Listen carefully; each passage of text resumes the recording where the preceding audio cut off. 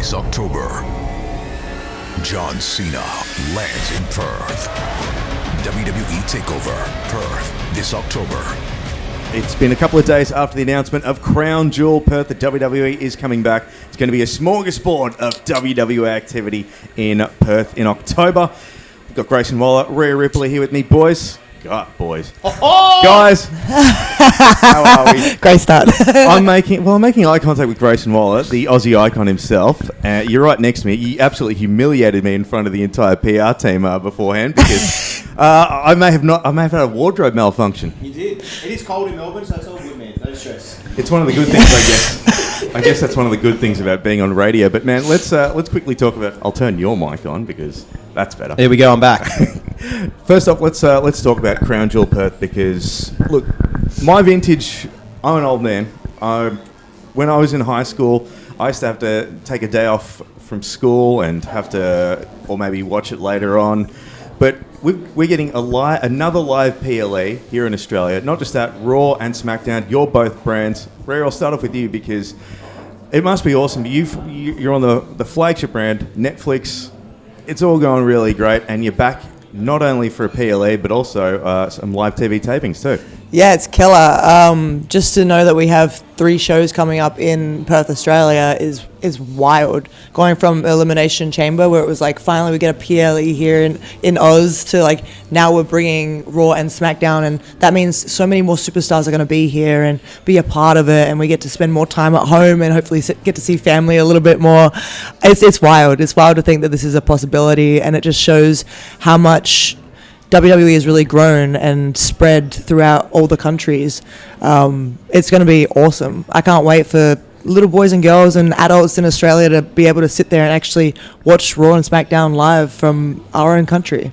That is pretty awesome because I still remember back in the day having Raw and SmackDown on like a 2-week delay. SmackDown wasn't even on Foxtel back then when I was a kid. So Grayson, you're flying the flag for SmackDown. Am I? Because yeah. I did get traded to Raw, but that's okay. I understand. That was a few weeks ago.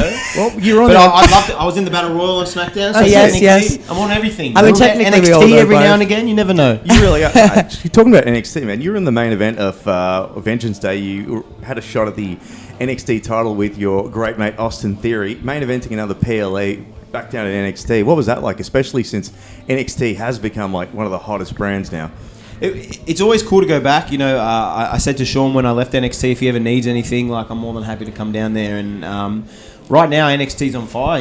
They're on the CW network, and you just see so many young athletes who are super hungry. So it's always fun to go down there, and you can just feel the hunger. And sometimes with our schedule, like this can become work at times. But then when you go down there and you see how much they want it, it kind of refuels your fire too. And again, there's something with Oba. Like he's obviously a big dude. He's a terrifying dude. He's probably the future of the company in many ways. So I think myself and Austin kind of used ourselves as a litmus test. Like, oh, you say you're the guy, let's find out if you really are. And I think after being in the ring with him, he's not wrong.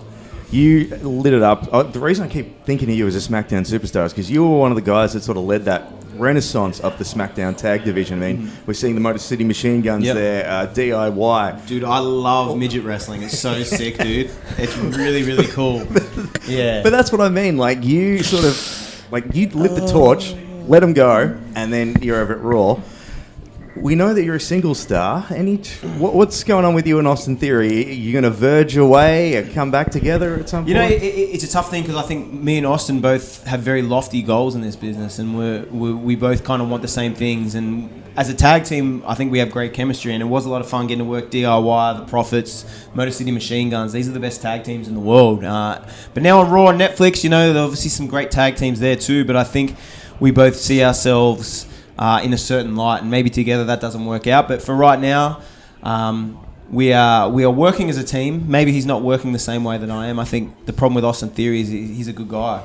He's not what people assume he is, and that kind of frustrates me at times. Like, he's not willing to do whatever it takes. Like, we're walking into the venue and he wants to stop and take photos with the kids and the fat blokes with the black shirts on, and that's just not me. Like, I'm there to work, I'm there for myself, and sometimes we don't see eye to eye, but the problem is we're both supremely talented, so as a tag team we work pretty well. Absolutely. You boys had a stellar WrestleMania moment last year in Philadelphia, winning the tag team titles. And Rhea, talking about WrestleMania moments, I think universally, match of the night at WrestleMania was that triple threat. Io Sky, yourself, and Bianca Belair. I don't know what to say about that because I had the privilege of being there live too, so I get to see that crowd and that performance. And when CM Punk is saying in interviews like, damn, this should have been the main event of night one. What do you say about that? And have you been surprised at the reaction? I mean, it's wild to hear that come from CM Punk, being such a CM Punk fan growing up. It's awesome. But honestly, I knew that us three would go out there and absolutely kill it. So seeing people react that way, it's kind of like, it's nice. It's a nice feeling that they think the same, but at the same time, like, I kind of expected it. Yep. Io, Bianca, and I, we came up in NXT together. We know each other very, very well. And we're three of the best in the women's division. So to put us all in one match and at WrestleMania, we're going to go absolutely balls to the wall. So that's exactly what we did. So I had Foxtel's Jared Waitley. I did a little cross with him about that, and he said, I didn't know much about Io Sky beforehand. I didn't know too much about Bianca Belair. I knew Rhea because she was from Adelaide, but by the end of it, I knew all those. I knew all those girls, and I wanted to check out more. So it was a match that really opened up a lot of people's eyes. Yeah, and I'm proud of that, and I'm proud that that's a thing. You know, like, we want people to be watching the women, and we want to be able to captivate everyone and prove our point that we can go just as hard as the men can. So that's what we did, and I mean, it's been put over as a 5-star match for a reason, and it's probably one of my favorite matches now as well. But like I said, Bianca, Io, and I, we know each other extremely well, so you couldn't really expect anything else. Well, Crown Jewel is going to be awesome in Perth. Can't wait to see Raw and SmackDown there. Something back on our shores. Before I let you guys go, I got to talk a little bit of sport. It is Magic Rounds. It is Magic Round. And they brought us to Melbourne. It's Magic Round, and I'm in Melbourne. How disappointing is that? Oh, come on. Like, well, I want to talk about your Chooks for a bit too, because they went down to the Dolphins a little bit. But one thing, we talk about dominance, and you're someone that knows about what it's like to perform in front of the stage. The Panthers going for a four in a row, one of the only teams to sort of do that. Sporting dominance. Now, at the bottom of the ladder, did you expect that at the start of season 2025, and the fact that the Bulldogs are on top? Yeah, I don't think anyone expected it. Obviously, the Panthers have been so good for so long, and even though they lose players, they seem to find new ones. And I got to see them round one in Vegas against the Sharks, and they looked fantastic.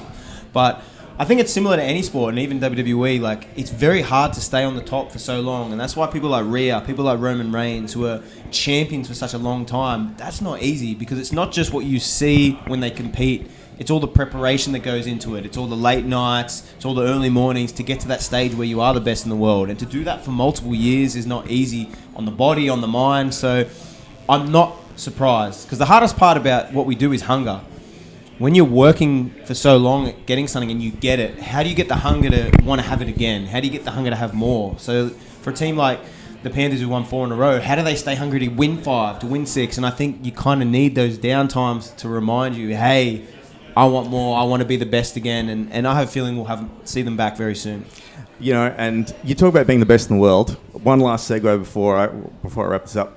It was announced John Cena is going to be here, the last stop here in Perth. Now, Rhea, I know that you said some kind words about John Cena. Looking at your expression there, Grayson, didn't seem that kind. Well, here's the thing, like, we have this huge PLE coming to Australia, and obviously it's incredible that one of John's last appearances for the WWE as an active performer is going to be in Perth. Like, what a crazy thing. And if you're a WWE fan, to think that, hey, this is your last chance to come and see him, whether it's Raw, SmackDown, or the PLE, you get to see John Cena. That's awesome. But the way I look at it is, like, this is Australia.